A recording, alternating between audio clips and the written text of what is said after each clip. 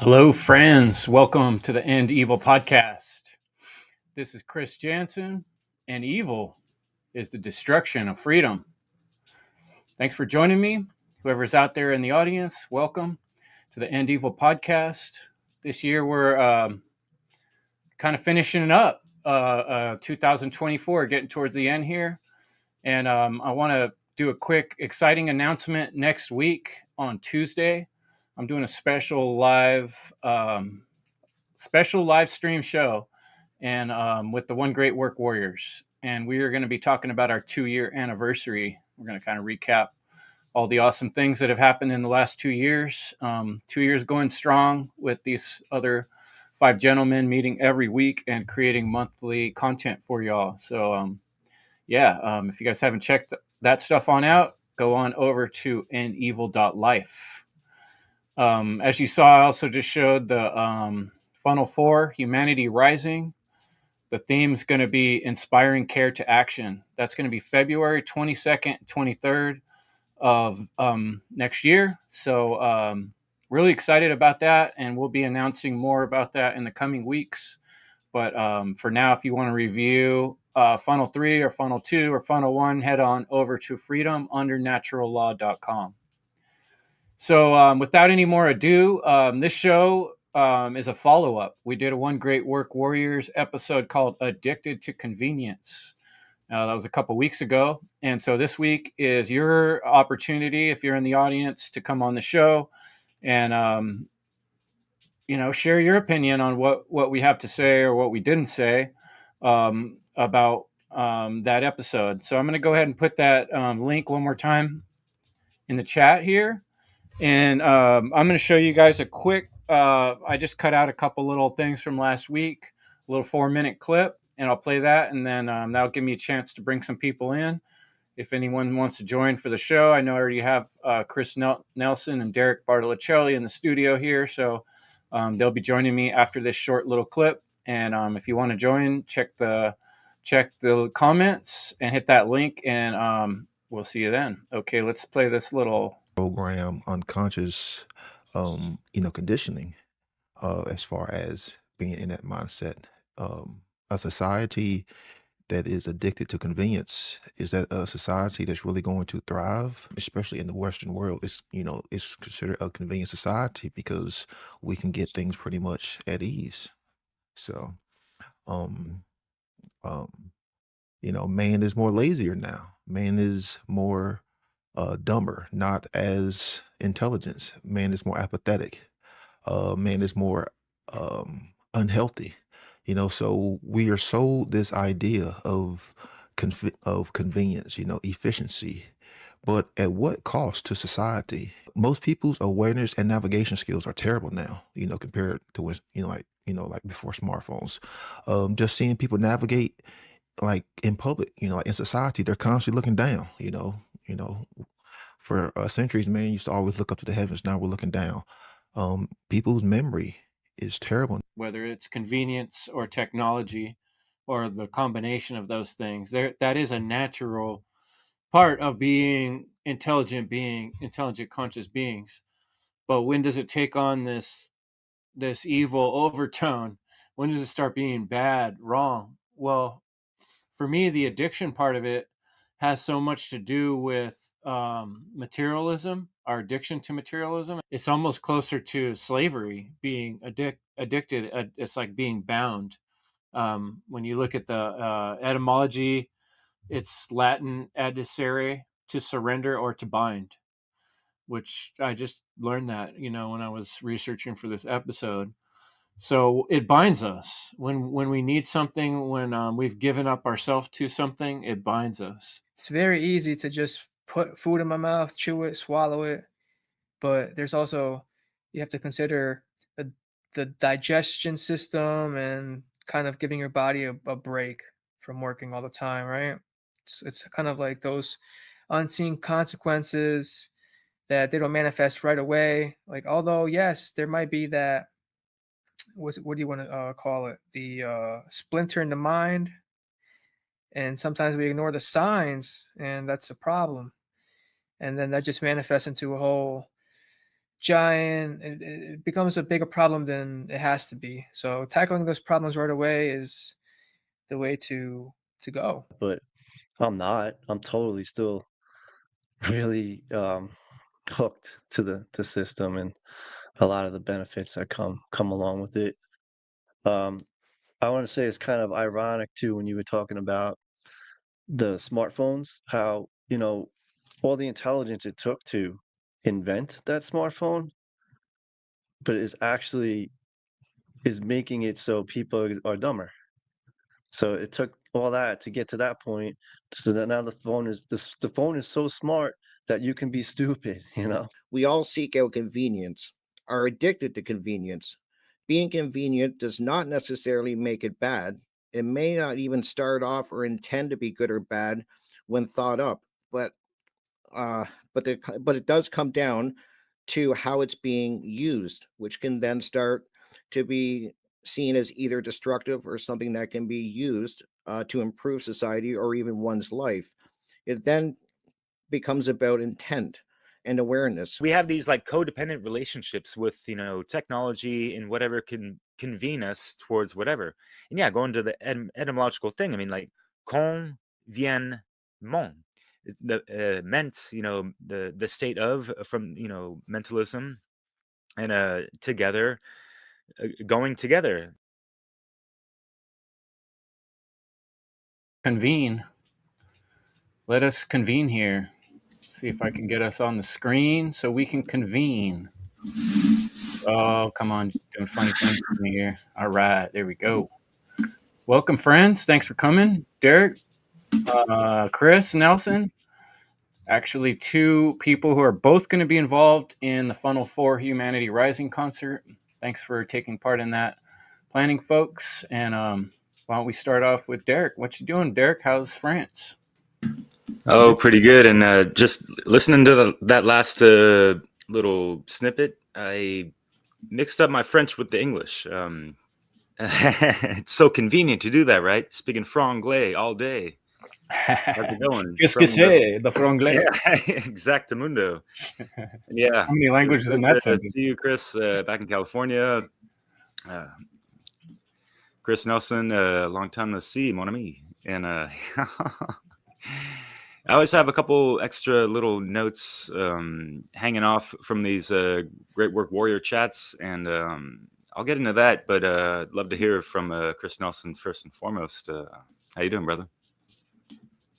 Hey, I'm doing well. Thanks for having another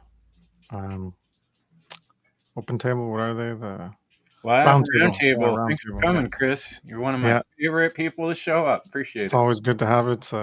Christmas came early. Like I said, I like having these as my socializing of like-minded and high-minded people talk about meaningful things rather than the bullshit that most people talk about. So always pleasure to be here. Oh. Yeah, would anything strike you from that last episode, Chris? Or I think you guys did that recording?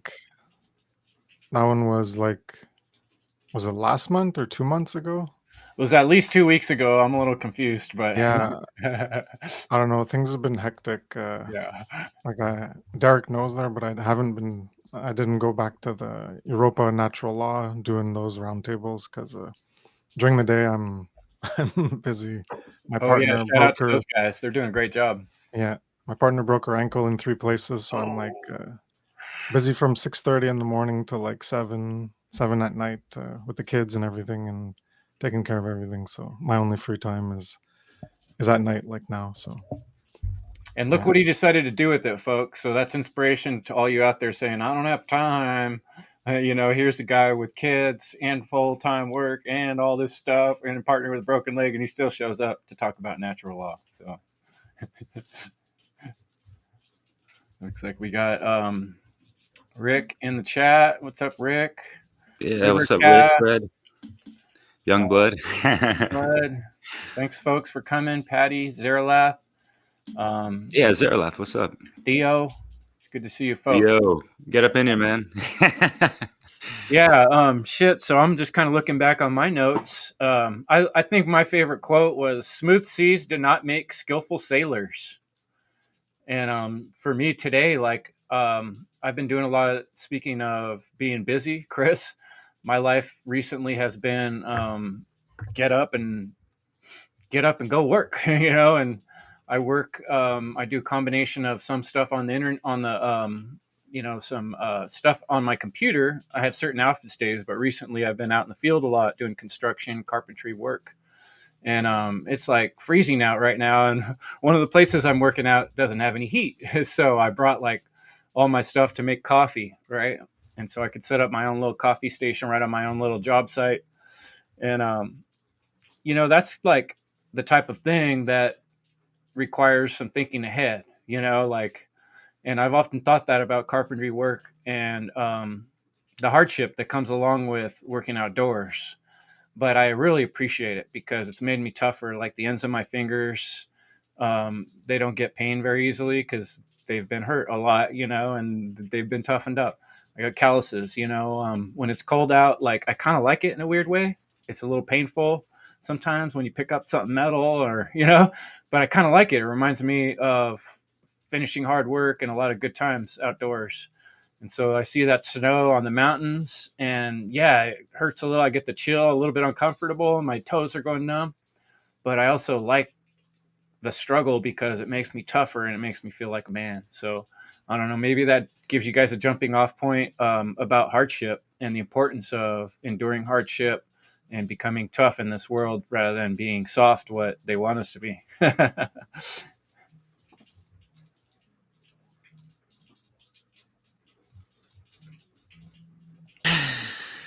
Chris, you want to take it, or I'll just say, it hinges off the, tough times create strong men, and good times create weak men. What's up with that? And why do we fall into these pits of complacency? Like, it's like the comfort zone is this breeding ground for that, and laziness, and just kind of not really keeping our skill set refined and all that stuff. And also there's something psychologically and just consciously and energetically in regards to our chi and just our will force. Yeah, Chris, I love what you're talking about. And wintertime is kind of a struggle for me because I'm a Leo, born in the summer. I love the heat and all that, but I do love to. I was watching videos of myself back in a couple of years ago, living in Brittany. It was snowing out, but hey, like, we only got wood to chop to heat up the house, so we got to get out there and do these things, and it's not that convenient, it's not the push of a button like this right here, where I'll get some free, or not. It's not free, of course, Far from it, right? Yeah, you know what I mean. So yeah, Chris, I know you've spoken about this in several of your great presentations, and yeah, there's something lacking with just that personal drive, I guess. Sometimes when we have everything handed to us and everything's almost done for us, there's something that is going on psychologically with that. So curious as to what you got to say about that, or anything Chris said. Yeah, well, with the last thing, that if everything's handed to you, you don't have much purpose and drive. You lack meaning and direction because there's nothing to strive for. Everything's just handed to you. So that's the worst kind of convenience. And I was just looking up the etymology, I guess like an hour ago, of convenience. And, like in French, so it comes from Latin, and there's also French because in the Latin, convienza and convenir, but it's convenir and ça convient. That's when something's agreeable or it's suitable. So I was trying to make sense of like the original understanding and how it's morphed, because originally it's like agreement, conformity, resemblance, similarity, and the root has to do with to come with or to come together, convenir. So that's why the French viens ici, it means come here.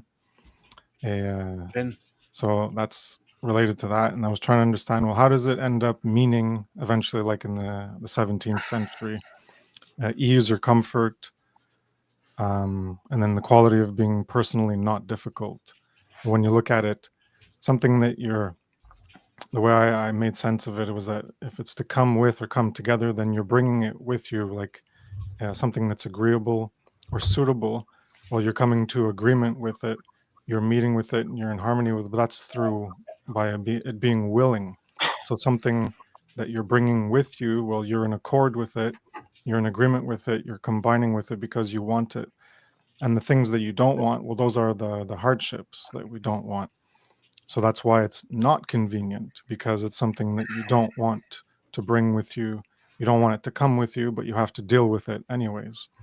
So that's why I think it eventually morphed into the way we understand it now as something that's with ease or comfort, because it's that thing that's like, okay, well, it's easy, it's comfort. Well, then, yeah, I'll take it. Come with me. And then when it's not easy or comfortable, when it's a hardship and it's a trial or tribulation, then it's well, it's not convenient, obviously. And yeah, that ties into, like, the hero's journey, the alchemical work, because that's all symbolism, like going into the underworld and fighting the demons. Well, that's all fighting the things, the horror and the darkness, the evil, the negative, the immorality within you, and trying to transmute it and sublimate it and come out as a new version of yourself, better than before, as so that you can create a better world as a newer version, a better version, a truer and higher version of yourself, and that potential that we all have to become better, and striving for what is better, rather than the ease and the comfort and convenience of just remaining where you are in your current state of being. Well, there's that potential of becoming something better, and then striving for it. And part of what I'm working on in the Funnel 4 presentation, I'm in the etymology of inspire and aspire.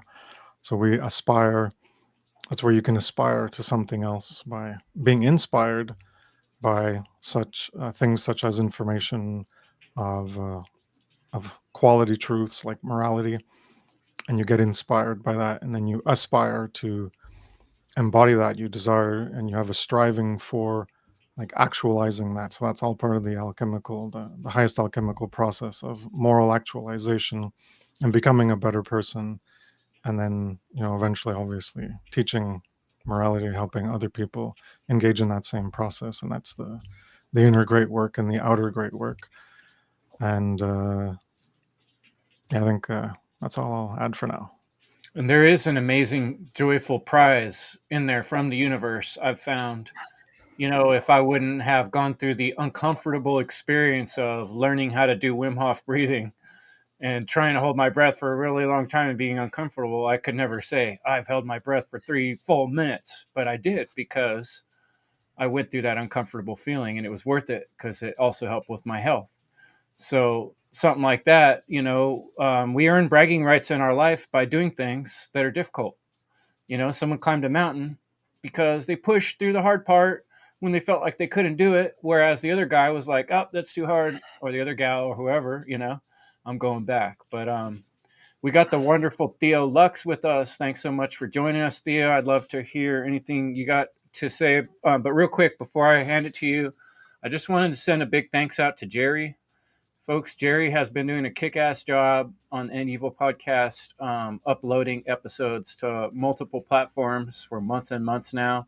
And he's been doing that just out of volunteer work. So if anyone out there is feeling the love, endevil.life does have a spot where you can give donations. And the next donation we get is going to Jerry, because I really appreciate what he's doing. And he's really helping this podcast get out to folks. So anyway, I'll hand it off to Theo. Thanks much. All right, so it would have been so convenient of me to just watch you guys and not join the chat, right? And yeah, it's so convenient for people to not care, to just go to work, do the thing, watch Netflix, go to sleep, eat McDonald's, and repeat every day. And it's like, okay, I mean, that works. You can live like that. You're not gonna die, I guess, that quickly doing that. But how is it serving really, like, the deeper you? How is it serving people around you? It's not serving.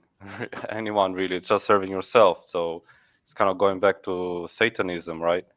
Like something Mark talks about a lot, and of course everyone who's aware of natural law and all that is aware of the concept that we are living in a satanic society. So in satanic society, one of the things that are worshipped the most are convenience, hedonism, egotism, all those things, and it leads to, you know, such things as solipsism, atheism, and all that, which is a very quick way to get into the deep abyss. And yeah, I don't know if maybe some people may not even find a way out of that abyss. But why we're doing the great work is we want to help people first off avoid that abyss in the first place. And if they're already in that abyss, maybe try to find a ladder to climb up back to the surface, where you see the beautiful nature and you see the beautiful blue sky, hopefully without those chemtrails. And yeah, you And the breathe that beautiful fresh Leslie Powers. air. Yes. And yeah, so what I'm trying to get at is that convenience can really get you into a hole, like a dark abyss, really, when you're only focused on that and you're not challenging yourself, like you guys mentioned, like and you're not, you know, really engaged in that hero's journey, which again, like it demands challenging yourself. It demands like pushing yourself and like pushing your own boundaries and yeah, doing things that make you uncomfortable. You know, like things that you're not used to or you're afraid of or whatever. I mean, you don't meet many people these days that are willing to do those kind of things. But the only way to really make progress in life and really advance your skills and your abilities and your experience forward, like have a more interesting life, have a more beautiful, more magical life, really, it's to actually really challenge yourself and push yourself. That's the only way. You know, being comfortable all the time will just keep you stagnant. It will not really do anything good to anyone, not to yourself, not to anyone. It just will keep you from not dying and, you know, not I don't know, even that, like I feel like people who push themselves, maybe they're kind of sometimes even push themselves or put themselves in the edge of life, like you say, mountain climbing or all kinds of things like extreme sports. But those people end up actually living a lot longer than people who just sit on their ass all day, right? Like the universe kind of comes to help you in a way to when you're doing great things. You like get assistance from the divine spirits, you could say, and you find synchronicities start to occur, and you meet people, and good things happen to you. Like, so it might sound like something hard or difficult, or like why would I, you know, get myself out in nature and like do something difficult or like challenge myself, like go on a marathon or whatever. Like, why would I do that? It's so comfortable to just be at home, play video games all day. Like, but then when you actually find an inspiration to do that, and you do that, you feel amazing afterwards. You feel like, wow, I feel so good. Like, I'm so glad I did that. So yeah, that's my 2 cents, I guess. Awesome, Theo. Put that in the bank. That's some heavy duty 2 cents right there, man. People could buy a lot of common sense with those words. But yeah, speaking of beautiful, Leslie Powers, thanks for joining us. Thank you. I'm glad to be here. So some thoughts that have come up for me. Chris Nelson, you were talking about, convenir, come together. And I was thinking about the image of people coming together, and that maybe the original meaning of convenience was how many hands make light work. And by coming together and working together, that we have an easier life, that we have more joy, that we have more efficiency, that, and that's really how life was, I think, going back to our ancestors, they were much more aware of their interdependence, and how, women would gather and, like even today, like, a lot of Mexican families, the women come together, families come together and they make tamales, at the holidays. And it becomes not only an act of sharing with your family or your community, but also, this social connection that brings a lightness to our spirit. And so what instead has happened, it seems like the convenience has shifted from people working together to technology being the partner, in a sense that we're looking to things that money can buy or that technology can bring to make things easier. And that's related to this economic kind of situation that requires people to always work, and two-parent homes to have both working, and the whole soccer, sports, school mentality, where parents are running around, dropping their kids off places and going to soccer games and here and there. And you don't have time to cook a meal. And so you're on the run and you're grabbing fast food. And this has become a lot of our society here in the US. And so this convenience is kind of seen as, oh my God, it's like easing my life and it's saving my ass, because I don't have the lifestyle to be able to make things on my own, right? And yet I think that there's a real loss that comes from relying on convenience foods and convenient technologies, and that we, is kind of in that clip that, Brandon talked about how, and, you all talked about that kind of the dumbing down is all of a sudden, people don't know how to do an oil change or change their brakes or cook, a meal from scratch, or make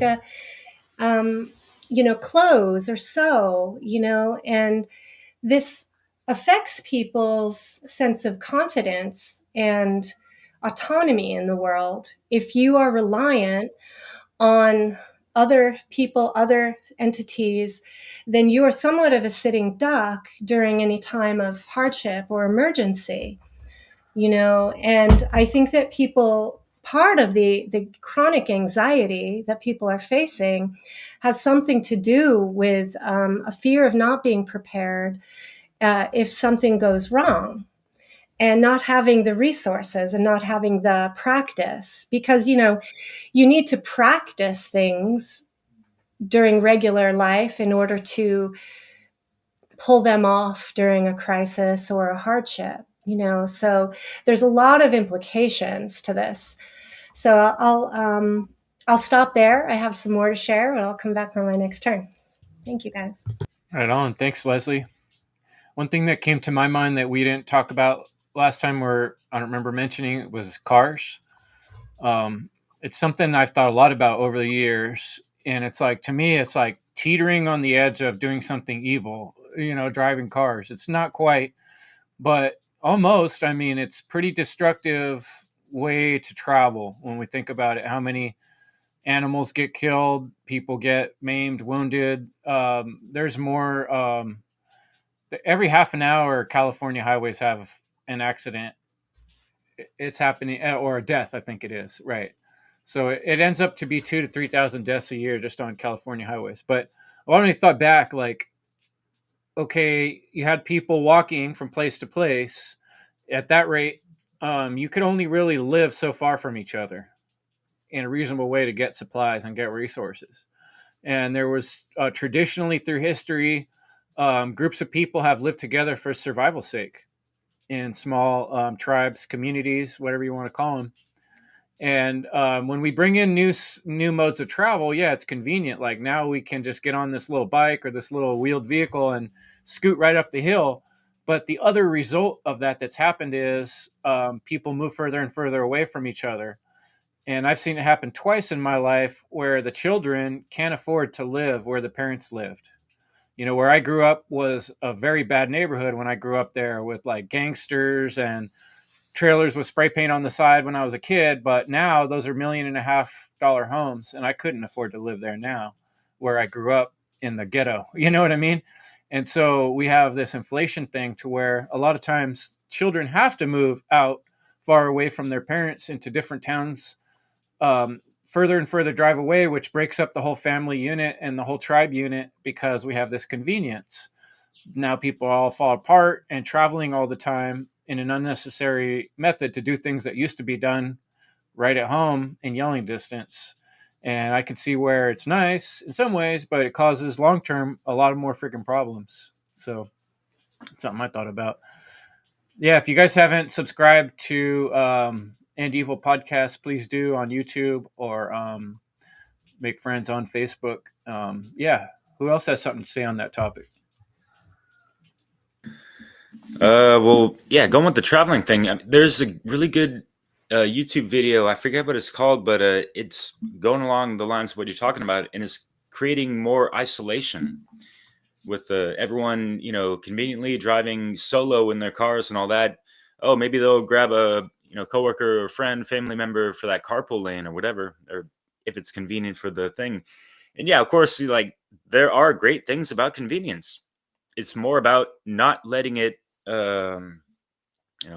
have control over you and kind of dumb you down, or you are compromising your life skills to be so convened. You're coming with all this new technology in a sense, right? And it doesn't mean we got to go back to the archaic shit, of course, right? But yeah, going back to what Leslie was talking about, because it was great to come together with her and Chris last month, and here I am in my little place in France, which is about the same size as your kitchen. And no shit, no exaggeration, but it's all right. And it's kind of convenient. I have everything around, and I live a simple life. And I don't have a car. I don't have a French driver's license. It's too expensive, blah, blah, blah. But public transportation is a lot more legit than in America. In America, it's kind of like programmed to be that way because automotive companies rule the economic system. We got to always keep those folks in mind. But, so anyways, wanted to switch it up a little bit because I had some notes I wanted to share in regards to, the whole psychological effect it has on people. And especially in this, technological social media era where it is so convenient to avoid the tough questions or be even held accountable for what you say and all this stuff. I'm all for free speech, but people are abusing it like beyond belief sometimes, but whatever. It seems like people are, trying to, they'll block people or, all these things that you can do on social media now, or just, completely ignore people, whatever. Sometimes that is necessary if there's, some toxic, illogical people that, you're hitting your head against a brick wall. There's no reason to keep doing that kind of shit. But anyway, so, but at the same time, are people actually giving others a chance, or is it immediately like, as soon as someone disagrees with me, it's so convenient to just block them and nope, because my shit don't stink, right? It never did, and all this stuff and whatever, right? I need those dopamine hit instant gratification things. I don't want to have my opinions challenged because that's offensive to me. This is how people act these days because it's so convenient to fucking do so, and they get away with it and all this stuff. It's not the same kind of interaction you have in real life, so this is like the digital dilemma that people need to reconcile with a little bit more, because we're all subject to it, and it all depends on your self-mastery and composure and compassion and way of fucking being, as above so below. Do you have a good rapport with yourself? If you do, then it should be more legit with others, above average anyway. So with this whole digital media stuff, I'm going to cut it quick because I know y'all want to say something, but how convenient is it to fake it to make it and all this stuff? How convenient is it to just, copy someone else's, content and just, regurgitate it over there? How fucking convenient is it? But it's like they're bypassing all the hard work and due diligence and research it takes to actually be at that fucking level. And people tell on themselves, and time fucking tells. Yo, Oscar, what's up, man? It's so convenient to be up in Europe at 3:30 in the fucking morning too to do this shit. So yeah, props to you, brother. I just woke up actually, forever so long to you, it's an early morning for me. up in Denmark. Yeah, what's cracking? Yeah, I don't know. Maybe is my mic on? Do you hear me? Yeah, Perfect. you're Yeah, sounding good, bro. good. Thanks for coming, Oscar. Appreciate it. Thanks for hosting. It's cool to chat with you all. I was just wondering about the etymology of the word. I actually don't know that. I was gonna look that up. Did you already cover that? We did a little bit. I think we talked about it in the past episode, and then Chris, weren't you just kind of going over? You still got that in front of you? Yeah, so it's calm and venere, or venere in Latin, venere. I don't know how it's pronounced, but so to come with or to come together. And I was looking at that like an hour and a half ago before, trying to see if there was an etymological significance, and the meaning has changed. It's differentiated from its original. So from that root, to come with or together, originally it was something that's that you're in agreement with. I'm just going to pull it up now because I closed the tab.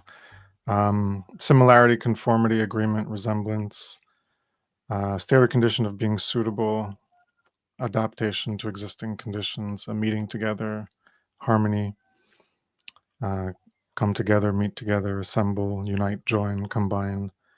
And then later it means that which gives ease or comfort, or the quality of being personally not difficult. So that's later on. I was trying to understand, as I mentioned, like how it's shifted from one to the other. And yeah, the link I made was that it's something that because in French it's there's the word venir, so that's or viens, come here, and or yeah, so that's already directly like the same word as Latin. In English we don't have it, but in French it's there. And so the change to something of ease or comfort was the emphasis on, well, meeting together, something in agreement. Well, if you agree with someone or something, an idea, then you're welcoming it in. So it's easy to welcome it because you're already in agreement with it, versus something that you're not in agreement with, that you're in opposition with. Well, that's not easy to get along with. You're not going to be in agreement with. So it's something difficult to go through. And so that's why I think that it came to our colloquial understanding now as differing from the original etymology. So related to ease or comfort, being not difficult, is because of that connotation of whatever you willingly welcome in versus something that's in your presence that you don't want to welcome in. So then you're in opposition to it or you're in conflict to it. So that's something that's difficult and it's not comfortable.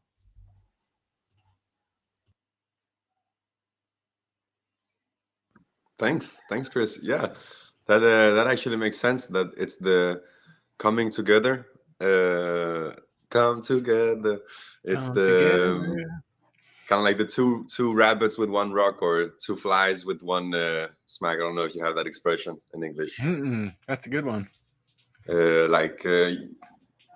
Yeah, it's. I guess I understand better the idea of why it would be called convenience, because it's two things that are merging. That okay, then we can do this in like in one take, or we can those two intentions are combining, opposed to when something is like where it's requiring of me to do like a complete 180, or like it's asking me to change, like the word controversial, right? It's facing change. So I guess I would maybe try to put those in a contrast, controversy and convenience. Oh, you got contrast or contest, right? Those are more adversarial. That's a good point. But I haven't gotten the time to check out the. You already did a roundtable about addiction to convenience, right? The One Great Work Warriors. Yeah, you got it. Yep. Yeah. I'll be sure to check that out. Yeah, I think Yeah, it's no worries. due or But feedback. Oscar, you want to share with us something like your observations out in Denmark? Of how convenience is kind of like a little too much on overdrive, if you will, or something like that, or how it affects people, whatever. That'd be interesting to hear. Sure. I'll throw in some observations I have, and of course these should definitely be taken with a grain of salt because I'm just one individual here in Denmark, which is a country of around 6 million individuals, and we got fun fact, we got around like 30 million pigs. So we got way more pigs than than people. It's like a whole industry, but that's a side note. Or maybe not. Maybe not. Maybe that is a part of the convenience talk. It's very convenient just to have a lot of pigs. Maybe no. I think what I would chime in with is the level of comfort, in the sense that it's very much a welfare state, and it's there is like this approach to life where it's very common maybe to think that the state will have you, or like will have your back. So it's very convenient, I would say, in Denmark to have the degree of a welfare state that we have, where it's one can rely on it, and it's in some ways it's a very valuable thing for a lot of individuals. I experience them say that they see it as being really like life-saving, or like a very helpful or convenient thing for them, right? And yeah, confronting them about the aspect of morality would be controversial, would be Inconvenient. would be inconvenient, both for the relationship between me and them, and also for them to evaluate the dilemma they find themselves in, or their own choice. One thing that I think is not really usual for other countries is that students are paid to go to school. So you have a lot of students from abroad that come to Denmark because yes, students are paid to go to school. It's quite absurd, actually. Or like, They not want you to absurd, it's have your quite- indoctrination, right? I mean, there is that. I mean, there is the part of education where it's how much is it really education and how much is it indoctrination. I think for me myself, I grew up in Italy, so I actually didn't go to the Danish school system, so I can't really speak a lot about how much indoctrination it is, how it works from firsthand experience.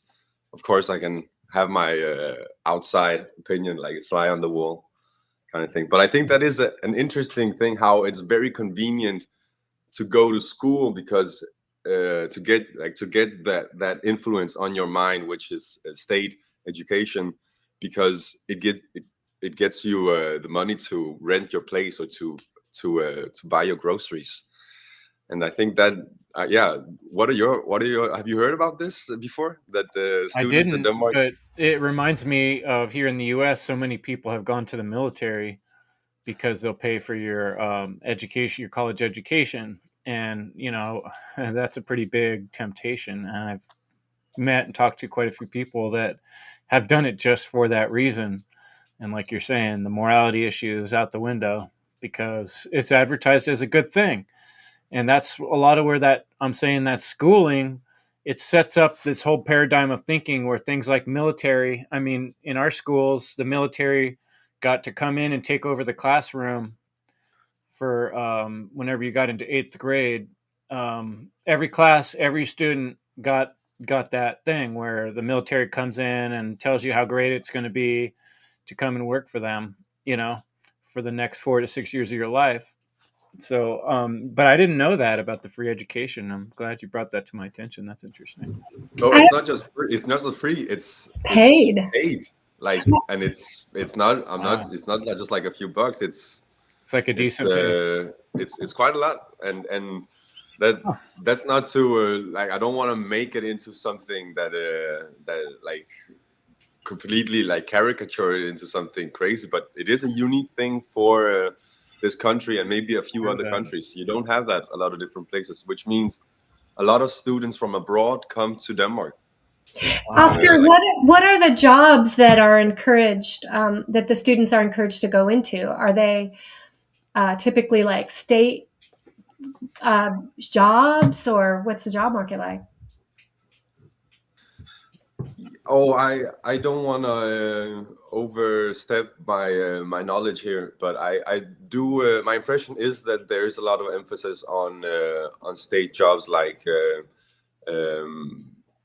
speaking with the individuals who are in difficult situations. I don't know what that job is called in English. Social worker.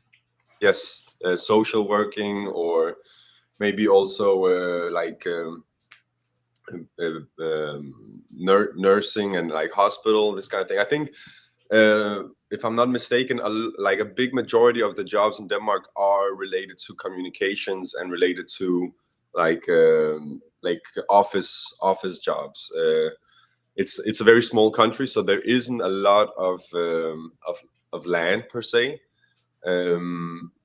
which means that a lot of the jobs are from like home jobs or are like office jobs, and maybe if, even though it might not be state jobs, like I know, for example, like a big company here in Denmark is called Novo Nordic, and is like a pharmaceutical company. And I don't want to overstep my knowledge here. I think there's probably some very good answer to your question that I'm not really sure I can provide here.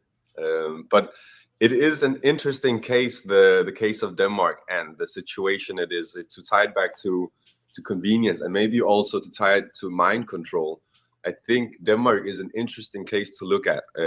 Not the only case to look at. I remember reading an article written by a gentleman who lived here for some years. It's called DK Ultra, and DK is like often how you abbreviate Denmark. And we also have like a TV channel for children called Ultra here, something like that. And like if there's something I want to criticize a lot in Denmark, it's the propaganda here. It's just like, it's I don't know how it is in the US, but my impression is it's not state owned, but here it's state owned television channels, and like every media gets like money from the state. Like it's called the media money, or like the media. So all the medias, or like the big chunk of the medias, they don't criticize the state really. Like that's not what they do at all. Like they go along with the idea that you should not question authority. That you don't need to question authority, and it's dangerous to question authority. And I don't know. I'm kind of ranting a bit here, but very interesting case here. That's convenient. Super interesting. Yeah, thank you. You were going to say, Chris? I was just saying the perfect slaves. You condition them to be the perfect slaves, and either way, you know, Oscar doesn't want to overstep, but the conclusion is it's all immoral anyways, because where's the money coming from? Yep.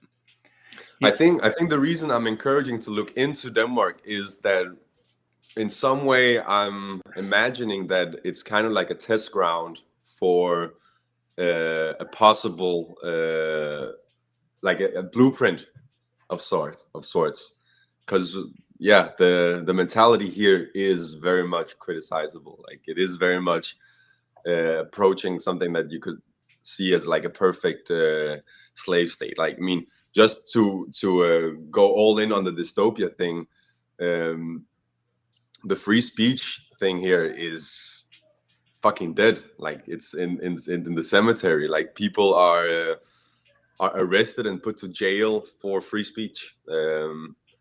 there was a woman during the lockdown years. She was a mother. She was put into jail for just having a speech, public speech, where she encouraged to. I don't know like how to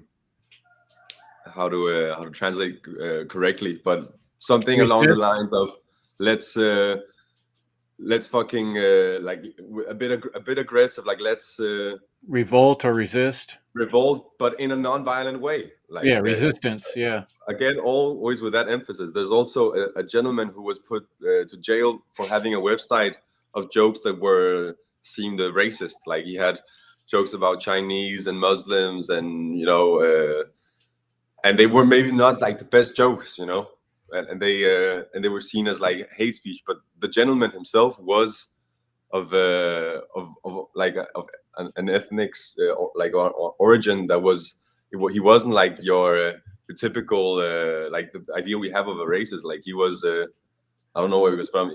Maybe he was from China, or like from Middle Eastern origin or something like that. But it was just so absurd that someone can be put into can be punished for their free speech. And that's why, again, it's not very free in that point, is it? To be a bit like that silly guy. The second protects the first. The Second Amendment protects the First Amendment, and it's not really about, of course, the writing down of the obvious, which is that it is a right, but there is a lot of depth in the writing of the founding fathers of the U.S.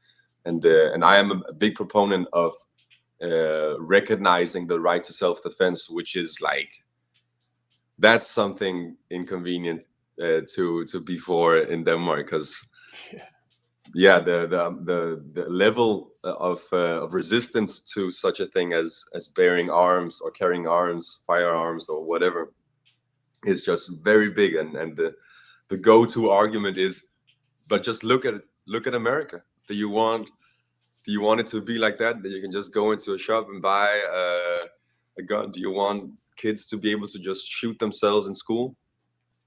And I don't know.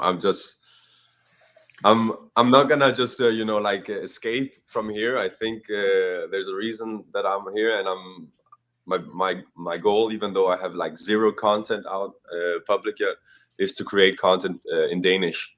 To specifically, one of the things that I'm really burning for is that recognition. The recognition of the right of self-defense is something that I really aspire to be able to contribute with. I'm in no way thinking that like now we're gonna have like an armed revolution or something like that's just absurd. But if we at least can if I can help contribute to more consciousness about that it is actually a right, people have the right to defend themselves and carry arms, that is not violent behavior, then I'm glad. Then we have to be able to think a thing before we can begin to do a thing. And so first, a lot of it's just getting that suggestion, the idea that that's a thing that can be done, into the general consciousness that, oh, we could resist. Oh, maybe we shouldn't do what authority says. Being that voice often in history has been very, very fucking dangerous. And a lot of people have died or lived short lives because of their willpower, their non-willingness to adhere to what's convenient. And I was thinking back to something that Theo said earlier about when you're living life on the cutting edge, like maybe a mountain climber or doing extreme sports. Yeah, some of them do die young too.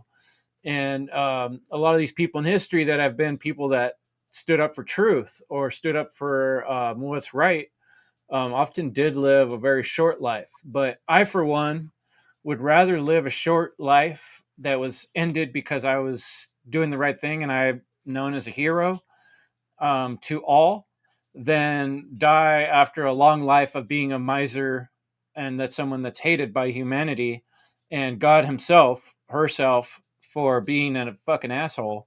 So, and even the tests they've done with electricity and EMF exposure you find out that like the rats that were hit with the EMF exposure radiation over and over, they actually can live longer in some cases, but their quality of life is way crappier. And the rats that didn't get the EMF radiation exposure, maybe a little bit shorter life, but they're healthy and their fur's stronger. So, it's not all about living long, although I think you're right, what you were saying, Theo, I'm sorry, that if you're out there doing stuff, living on the edge of life, that possibility is going to be a lot better for your body to rejuvenate and your cells to make new cells and regenerate because you're living life, but I'd rather live life to the fullest and fight authority. And if I have to die young, better than living a long life and being a slave or an asshole. So I'll pass it off.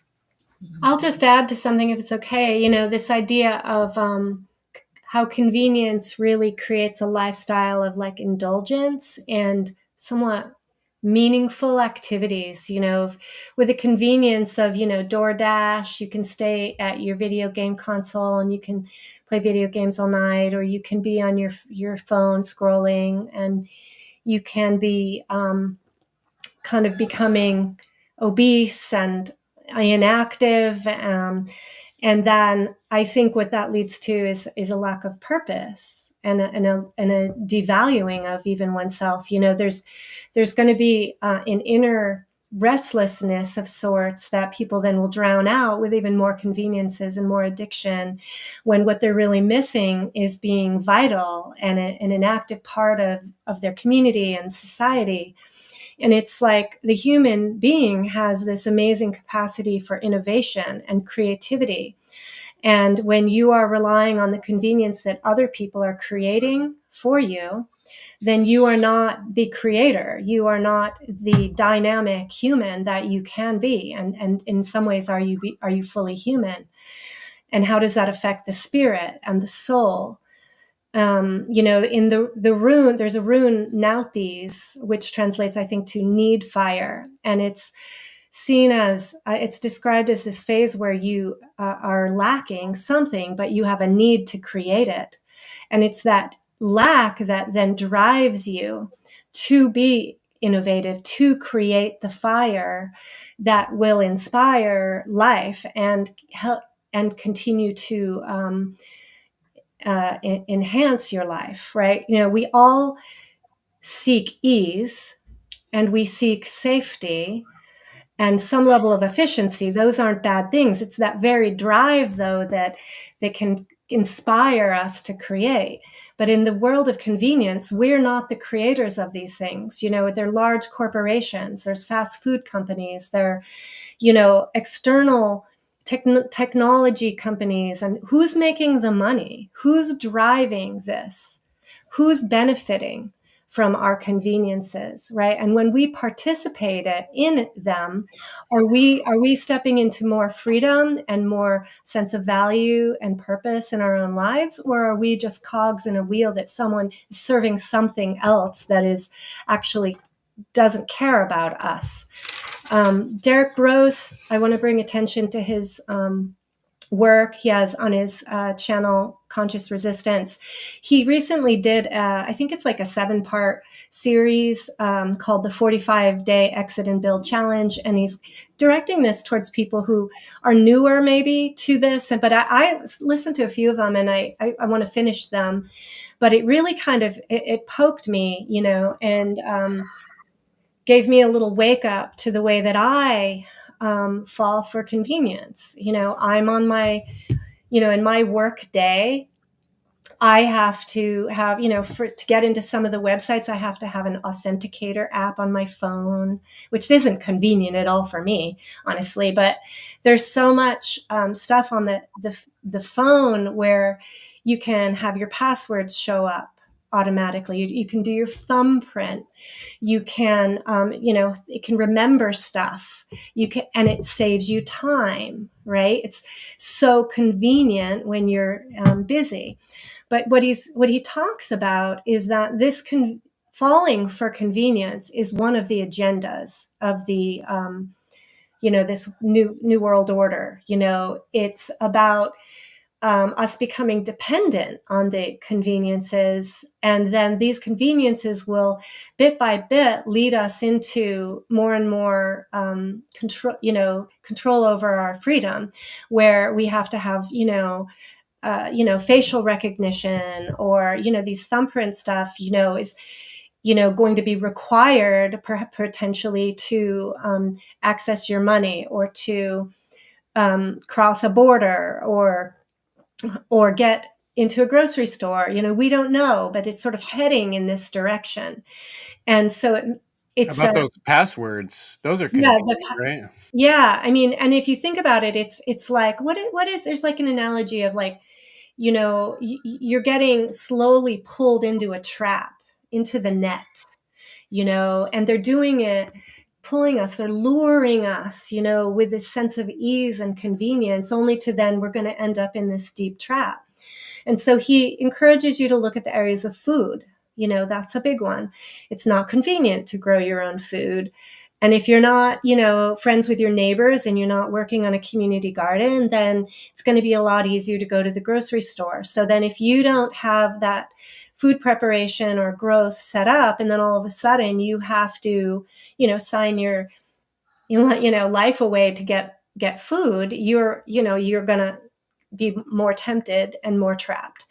Money, of course, the banking system is somewhat of a trap, but it can be very convenient. Are we willing to inconvenience ourselves for our freedom?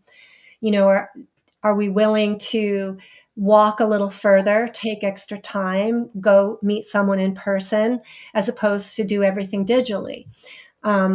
Land, are we willing to, again, there's different ways, again, about being self-sufficient with your own property, your own land, or versus, like popping into a little apartment. You have your gym in your clubhouse, you got your DoorDash. Education, right? It's a lot more convenient for parents to send their kids to a public school, and then the after school program after that, so that you have an instant babysitter. And you don't have to worry, you don't have to take responsibility for educating your kids. You've got other people doing it for you. And oh, how convenient that it's free, right? The medical system, how convenient, to go and have insurance, and they pay for your pills that you take to, take your blood pressure down, so you don't have to go out and exercise or eat right. So there's so many aspects of our lifestyle that are guided by this idea of convenience, and there's a high risk for us all to fall for this trap. So I think it's important people think about that in their own life. Use cash, everybody. It's important, because that's all coming, the convenience of, well, just use your Interact, your bank card, or use a credit card. I use cash everywhere. I'm like the only person anywhere I go that uses cash. But it's not convenient. I gotta go to the bank. I gotta go take out money. And I gotta pay with coins. I got the bills and I got the coins, and I gotta carry that around everywhere. So people don't want to deal with that. And now it's not even, people just use the tap on their phone, tap here, tap there. I don't have that installed on my phones. So I'm against all that. And yeah, but that's all coming. The biosecurity state, that's the next phase that they're bringing in. COVID was a push in that direction. That's the gradualism of 2 steps forward, 1 step back, 2 steps forward, 1 step back. And then like they pull back, but they don't pull back all the way. And then they wait. Then they reintroduce it again later, and then they pull some of it back, and it just keeps going through the generations. And all that's coming: the biometrics, the fingerprints, the eye scans, and the lockdown is getting. It's going to come, and it's going to increase because people will let it, and a lot of people want it because of that convenience. And just to mention, related to the beginning of the show, Chris, you mentioned you like the cold. I hate the cold. I live in Canada, and it's fucking cold up here. I hate the winters. It's so cold. I like the convenience of warmth and the comfort of warmth. And one thing that Derek mentioned earlier on, so it's a quote that I remember. You guys have probably heard it before. Hard times create strong men. Strong men create good times. Good times create weak men. And weak men create hard times. And then the cycle repeats and repeats and repeats because nobody learns to persist in. You can apply it to morality. So hard times create moral men, and moral men create moral times and comfortable times and convenient times. So then those good times, times of good, well, that people become lax in their persistence of like doing what's right because they just assume it's all automatic and it's all taken care of. So they don't have to strive for it. They don't have to persist in it, like moral education or doing what's right. And then people falter and fail and they go downwards, and then that brings back the immoral society. And now those are the hard times, and then it just keeps repeating and repeating. So how do we break the cycle? Right, that's a good question. And something that comes to mind personally is the idea of a rite of passage. I know ancient cultures used to have a rite of passage for childhood to adulthood, or I think it can also be related to other things as well. So maybe that's something we should reintegrate into our culture, into our societies. I mean, it doesn't have to be like throw the kid out to the jungle to survive or whatever that it was in some cultures apparently. But yeah, like I feel like challenge should be encouraged in order to gain respect. I mean, naturally it's like that. Naturally, when you see people challenging themselves, you tend to respect them more than people who just sit on their ass, right? But there should be like should be more encouraged and more like widely done, widely seen, and expected, I guess, that people would prove themselves in certain ways in life, and not be encouraged to just ease up, just chill, don't worry, Netflix and chill. So maybe we should say like, Netflix, get the fuck out of here. Maybe you should say stuff like that, like, no Netflix in my house, man, no TV in my house. And you know, like, don't use your phone for those TikToks and all those things, like, do something productive with your technology. Don't let the technology use you. Use the technology to better your own life and the life of people around you. And one thing that came to mind when Oscar was saying like how the state will pay for your education, and like like it's a welfare state. So we pay for everything. Just live a comfortable life, no problem. It's like, where is it gonna lead you? Is it gonna lead you to a life that is truly beautiful and fulfilling and adventurous, and something that you're gonna look back to when you're on your deathbed and like to think, I had an amazing life? Or is it just gonna lead to you just being a cog in the machine like your whole life, just going to work 9 to 5 every day, buying the same food, eating at the same restaurant, and like maybe if you're lucky you're married and have kids, but it's like, did you really have that many adventures and experiences? Did you grow your spirit, your soul? Like, how do you feel inside about your life? I don't think that the welfare state is gonna provide you with any of those things. It's only gonna provide you with only the essentials. And yeah, it's not gonna lead society, like the 7 generations. It's not gonna lead them to anywhere good. It's just gonna create weak men and weak men and weak men, and like until they, I guess, die off.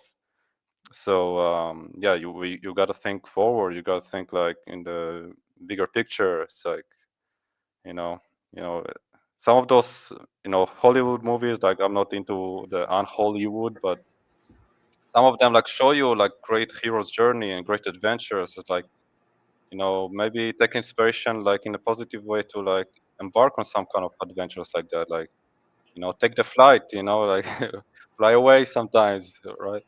I mean, who knows where it's gonna lead you and who you're gonna meet. I mean, just the other day, like I had to do a visa run here in Thailand, and Just by chance, I thought I'll just go across the border and return like the same day. That's how it used to be last year.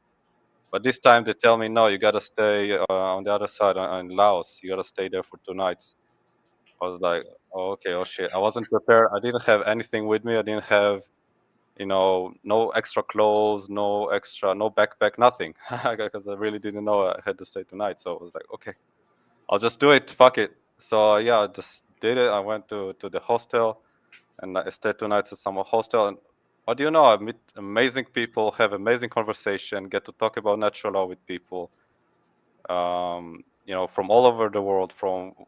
There's a guy from Hawaii, there's a guy from Brazil, there's 2 ladies from the Netherlands. Like, I got to hang out with all kinds of people, have amazing conversations, amazing experiences. So just like that, like, sometimes even life will give you opportunities to kind of challenge yourself. And like, I could have like bombed myself out and like locked myself in a hotel for 2 nights, but I chose to go to the hostel and socialize and challenge myself a little bit. So like, maybe if you take the harder path, you'll end up actually being more fulfilled than thinking that I just want convenience, I just want easy. No, probably not gonna fulfill you at all. Yeah. man. Thanks, Theo, for kind of turning the corner there. That's like what I love to do towards the end of the podcast, is always kind of talk about solutions and try to leave the listeners with some things to think about. And I'm glad you had a good experience at a hostel. I always think, boy, what a weird thing to call them. It sounds like hostile. It's like, that doesn't sound too inviting, but I've had a lot of people tell me they have great experiences like you do, like you did, of meeting people. If folks are in the chat, there's been some really great comments going in the chat. But I would say, one thing you brought to my mind, Theo, too, is the importance of, and Leslie said something on this note too, and I always harp on this, the importance of training, training for self-defense, training for survival, training for the future. Speaking of Netflix, Leslie and I sometimes watch a little Netflix. We do, though, when we watch Netflix, we try to talk about morality before or after some of the shows, or incorporate them into discussions. So that is like one of our getaways we do. But, where after we're doing the great work, we'll sit down and watch a show. And sometimes we'll be like, that's interesting. How does that play into morality? And we recently watched The Equalizer 3. And, this guy's just this amazing badass killer, right? And he goes around destroying all the gangsters for all the terrible things they do. But one thing I really appreciate about this movie is it shows a very true element of self-defense or martial arts as far as that goes. He's always making the move before someone else gets a chance. He's prepared with a plan. Like, the gangsters were like, okay, we're going to go kill him in the morning. He showed up at their house that night, killed them all first. You know what I mean? And that's the kind of preparation we need to have in this world, because like they're talking about in the chat, like right now you might be able to opt out of, getting the chip implanted in your skin or whatever they want you to do right now. But next year it's not going to be so easy with that tiptoe back and forth that who was talking about. But, we all know the plan is to keep progressing the thing forward. So if you're not making plans right now to defend your freedoms in the future, you're going to be losing them already, just like inflation is destroying our ability to live in the area where our parents lived, like I talked about. So a lot of this is making it a life practice to be doing something every day to resist the bullshit that we know is coming, or find a way around it. And the most powerful way we can do those things is by learning to work together. And rites of passage is a beautiful thing to bring up. How are you going to have rites of passage if we don't have community?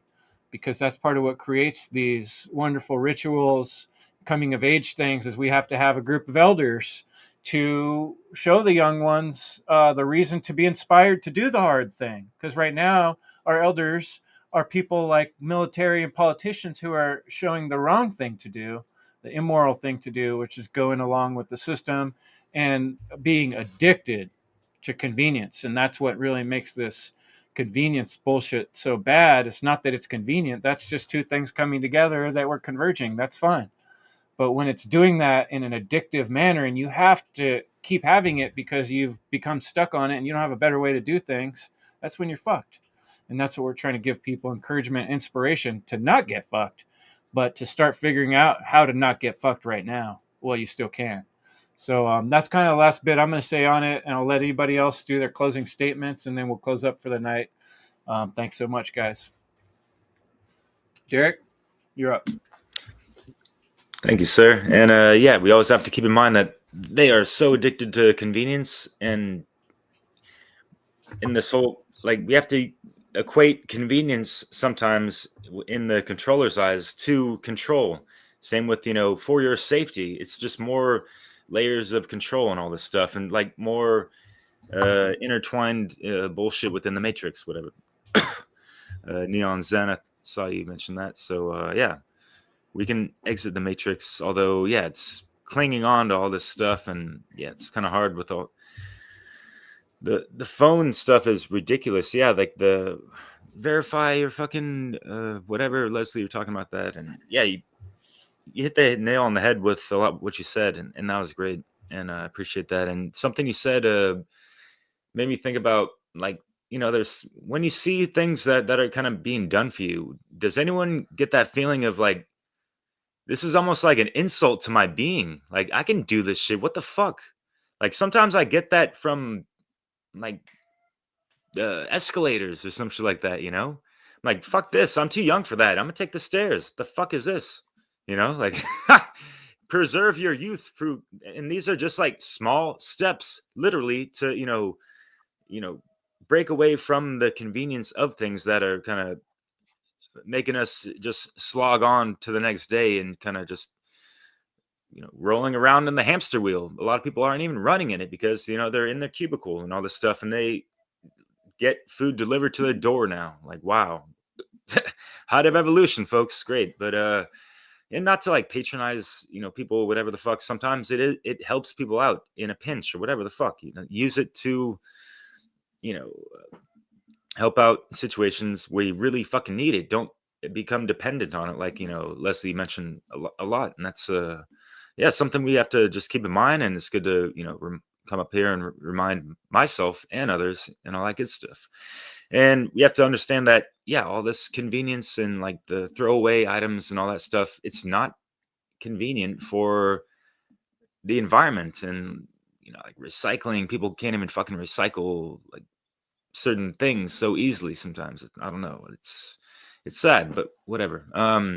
Yeah, so with the human psyche, we have to be properly stimulated more from nature than the digital realm, and we have to like challenge ourselves to healthy degrees sometimes, like take more walks instead of the car or the bike or even a fucking skateboard. I'm 41 years old. I still got my skateboard. Keeps it rolling, anyways. Like, yeah, just think about how our ancestors had to get by with little to no technology compared to what we have today, and it is a very humbling feeling. And I think those feelings can help turn the wheels towards wanting to break out of this like getting coddled by technology in the nanny state or the granny state, like you're talking about, Oscar, and all that stuff. So yeah, we got to maintain that self-empowerment, and I encourage folks to do that. And yeah, thanks for listening, and thanks for all the comments out there, y'all. Thanks, Derek. Thanks for your words and for all your hard work being part of the Warriors too. Much appreciated. Thanks for showing up tonight at whatever weird hour it is where you're at. 4:21. That's a good timing. Yeah, anybody else want to wrap up? Any closing thoughts, advice for our audience? Yeah, I mean, I actually really appreciate the topic chosen, even though, as I mentioned, I haven't gotten the chance to hear the talk you've had on the One Great Warriors.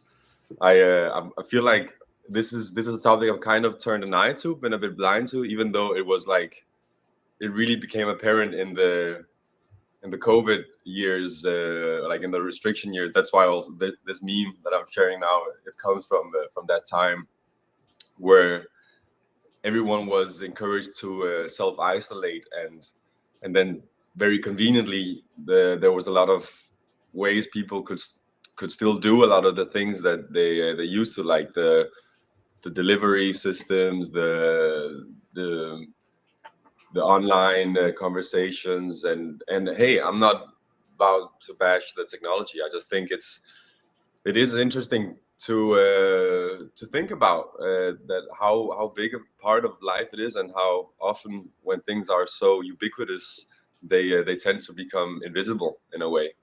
So yeah, I really appreciate that the topic was chosen and that I could join in. If I could say a few things, I would probably say that I think the question of are we willing to inconvenience ourselves to be free, that Leslie brought up, is a really cool question to ask. And you also brought it up in the context of upbringing of children, which I thought was very relevant because, well, bringing children to the world is a lot of things, but one of the things it is not is necessarily convenient, especially when one has kind of settled into one's life and everything. Okay, everything is in order, everything is working. Then you get this little kid, and that's not how they work. They don't work with that way. Like, they want to wake up 1 minute and eat the other, and you know what I'm saying? Like, it's chaos, but not really chaos, but it's in that frame of view where everything is, you know, under control, if you will. It is very inconvenient. And are we willing to bring children into the world, and how are we willing to do it? Are we willing to do it in the inconvenient way, which will create freedom? Are we willing to be conscious parents and give children our time and attention, even though that it is inconvenient, and it is more convenient to just turn on a fucking show? I don't need to swear, but it is something that I think is very relevant, because it is a big part of the solution is conscious parenting, and that is inconvenient. It is if one is a parent with someone that you're no longer partner with, in the sense like romantically, or you're not living in the same, that's inconvenient. That's how does one go about that? And I think it is interesting to think about that this focus on convenience is a state of mind. It's a way of thinking that it's a prioritization. It's saying that, and what is it when we bring it back to the etymology? What is it that is coming together? Because if something is possible for me to do, and something else that I also want to do, and I think that I can combine those two things, I really have to be honest with myself and ask myself, am I really doing them properly? Let's say the example of bringing children to the world, or maybe let's take that one for example. Like, am I really bringing my child up by not like by just trusting? I think, oh, perfect, someone could do this, and it's coming together, right? It's convenient. Or with the education in Denmark, as I was saying before, am I really educating myself? Because it's very convenient that I can also get an income. And I have to ask myself honestly, like, and maybe the answer is yes, but at least I have to ask myself that, am I really doing what I'm saying I want to do, when I'm thinking that I can do this and the other thing together at the same time, like where it's conveniently coming together. What is it that's coming together? Is it my lack of responsibility that is coming together with someone's desire to control me? Is that really what's happening? And I'm ranting a bit, and I have one finishing thought, which was when it comes to the living on the edge. I was thinking this is something that is very living. Like you see it in a lot of life. It's living on the edge. It's there's so much life on the edge. Like also in permaculture, you see this in the patterns that most of the life, most of the growth happens on the periphery. And if like if you look at a tree, for example, you have a tree as a logo, Chris, in for at Evil. The leaves, which you would say when you contrast a tree that is in winter and a tree that is in spring or summer, it's the leaf that is the most apparent difference. And the leaves are on the like the shell of the tree, if you can call it that. It's not the shell, but like the crown of the tree, right? And also on a biological scale, like on a microscopical scale, the cell, it has the membrane, and there's so much happening right there at the edge. So I think that's something that I came to mind, and yeah, lovely to speak with you all. I thought it was such an interesting subject. I'll have to go forward with that in my own life, think more about that and reflect on it and integrate it. Beautiful. Thanks, Oscar. I was thinking, yeah, the crux of the universe. It's happening now. Right in between my hands. Bow! There it is. You know, that's reality, man. It's happening now, live. Get in on it. I'll just add, there's no real escape. The only way out is to end it. Because even if you exit and build, like I've partially done, you know, I'm in the country. Came from the country, went to the city, back in the country, somewhere else. You know, the way things are going is like probably going to be a survival scenario to force everyone into CBDCs and the whole biometric control grid. And even if you're out somewhere where I am, and maybe you got a community and everyone's like living in a community and they got the land and it's all pretty, like they got their own survival and economy, and they don't rely much on the interdependence of the external society. Well, all it takes is order followers and like, hey, those guys got freedom. Make up a story about the fucking evil or something. We got to go take them out. And then they just get taken out, or they get put into the labor camps, and then it's over for them. Well, what did you do? Did you try to end the evil? No, you just were focusing on exiting. So you got to do both. If you're going to do the exit, you got to do the great work. If you're not doing the great work and you're only exiting, then you're playing to lose, like Passio says. And well, that makes you a loser. You're playing to lose, it makes you a loser.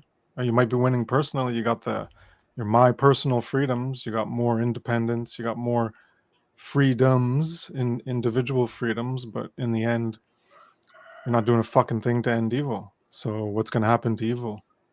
Well, if you don't do anything to end it, it's just going to continue, and it's just going to get worse. So, you know, if you're going to do one, you got to at least do the other one, which is higher morality, what I would call level 2 morality, and that's the great work. If you're not doing it, well, then you're a sucker playing to lose, and you don't care enough about your own enslavement to bother to do anything about it. Mic drop, the end for me. Oh. That is a really good mic drop ending. Did I miss anyone? Leslie? I have a little, of course, I have more to say, but awesome. Okay, you guys had so many great points, you know, that were running through my mind around addiction. That has come up a lot. And of course, you know, there is an addictive quality to convenience. And I think that when we're addicted, we're not in control of ourself, right? Our mind we're not running our mind. We're not running the show of our life. So it's really important to do your inner work and to kind of detox, I think, from those things in your life that you are habitually using, you know, whether it's food, whether it's technology, whether it's convenience, but to really test yourself. And that kind of is in line with this idea of rites of passage or initiations.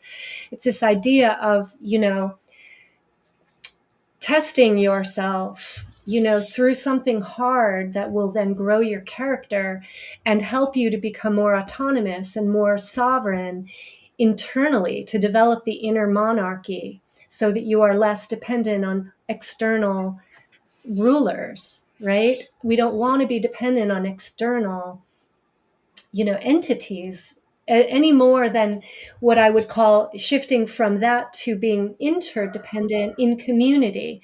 So bringing coming together in small groups, in communities where we are really connecting from the heart.